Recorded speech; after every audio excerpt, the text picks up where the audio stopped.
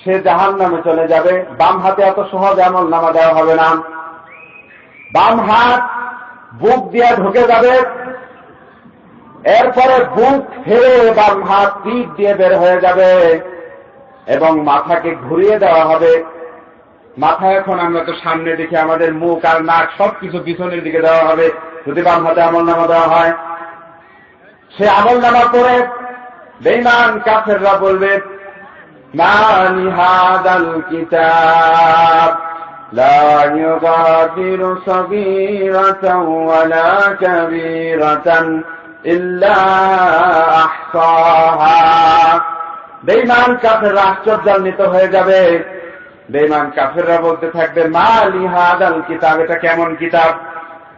লা ইউগাদিরু সগীরাতাও ওয়ালা কাবীরাতান, ছোট গুনাহও বাদ দেওয়া হয় নাই, ওয়ালা কাবীরাতান, বড় কোনো গুনাহও বাদ দেওয়া হয় নাই। ছোট গুনাহ, যেই গুনাহ আমি ছাড়া কেউ জানতাম না, রাতের অন্ধকারে করেছিলাম, নির্জনে করেছিলাম, এত ছোট গুনাহ রাতের অন্ধকারে করেছি, কেউ জানে না। এই গুনাহটাও আমল নামায় কিভাবে আসলো? ইল্লা আহসাহা, সেই আমল নামার মধ্যে ছোট গুনাহ হোক বড় গুনাহ হোক সব গুনাহ আল্লাহ রাব্বুল আলামিন আপনাকে আমাকে দেখাবেন এবং সেই দিন মুখ কোনো কথা বলতে পারবে না। আল্লাহ পাক বলেন, আল ইয়াউমা নাখতিমু আলা আফওয়াহিহিম ওয়া তুকাল্লিমুনা আইদিহিম ওয়া তাশহাদু আরজুলুহুম বিমা কানু ইয়াকসিবুন। আল্লাহ পাক বলেন, কিয়ামতের ময়দানে আমি যখন বান্দার হিসাব নিব তখন বান্দার মুখের মধ্যে মোহর লাগিয়ে দেব, মুখ কোনো কথা বলতে পারবে না।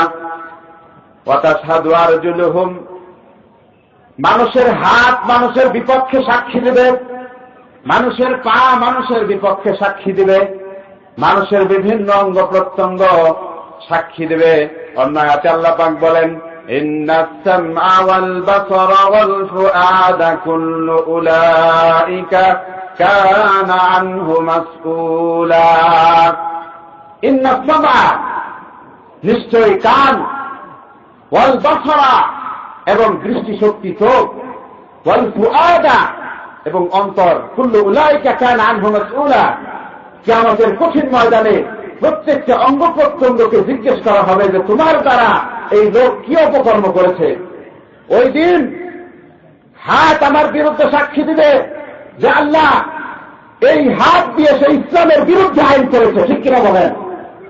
এই হাত দিয়ে সে ইসলামের বিরুদ্ধে আইন লিখেছে, কোরআনের আয়াতের বিরুদ্ধে সরাসরি আইন লিখেছে বেঈমান কাফেররা।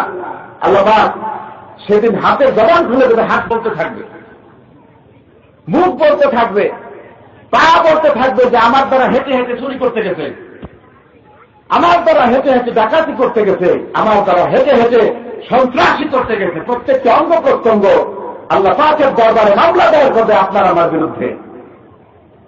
এই জন্য আমাদেরকে সচেতন হওয়া দরকার যে আমাদের এই জীবন শেষ নয়, আমাদের জীবন আরেকটি আসবে। পরকালীন জীবনের অনুভূতি মানুষের ভিতরে যদি থাকে, কোন মানুষ অপকর্ম করতে পারবে না। বলেন ঠিক কিনা? আল্লাহ রাব্বুল আলামিন কিয়ামতের কঠিন ময়দানে আকাশ এবং জমিনকে ধ্বংস করে ফেলবেন। আকাশ ধ্বংস হয়ে যাবে, জমিন ধ্বংস হয়ে যাবে। সেই কিয়ামতের কঠিন ময়দানে সূর্য চলে আসবে একেবারে নিকটে। এক হাদিসের মধ্যে আছে যে আমরা যে সুরমা দেই, সুরমা দানি, যে সুরমার কাঠি, যে কাঠিতে আমরা সুরমা দেই, সেই সুরমার কাঠির যে দূরত্ব, এত কাছে সূর্য চলে আসবে। বলেন নাউযুবিল্লাহ। আল্লাহ পাক আমাদেরকে হেফাজত করুন।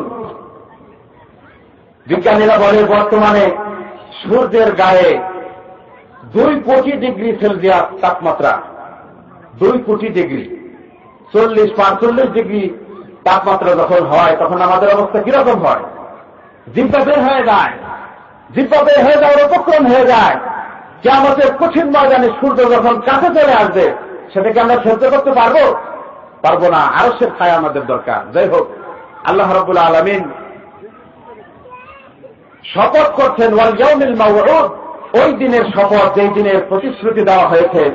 যেই দিনের ওয়াদা দেওয়া হয়েছে প্রতিশ্রুত দিবসের শপথ।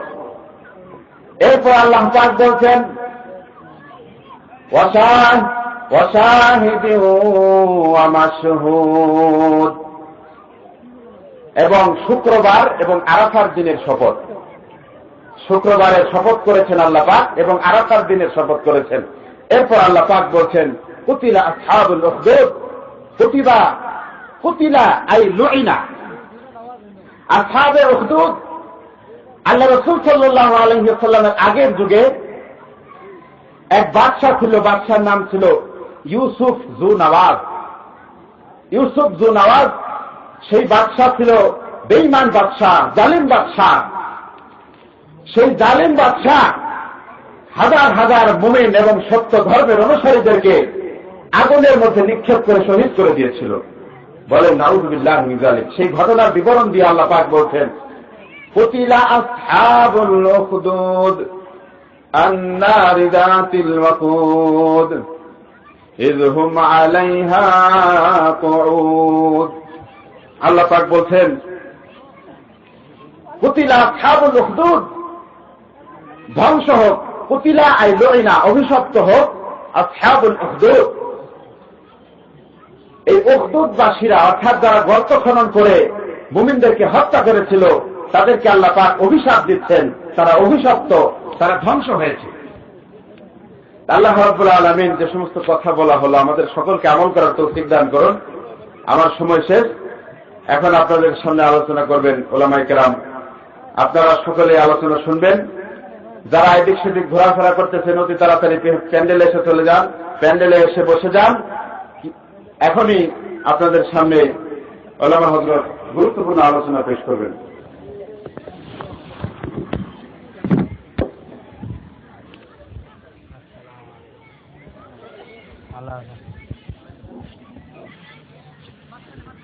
তারাই তো সবচেয়ে তারাই দিচ্ছে না, সবচেয়ে তারা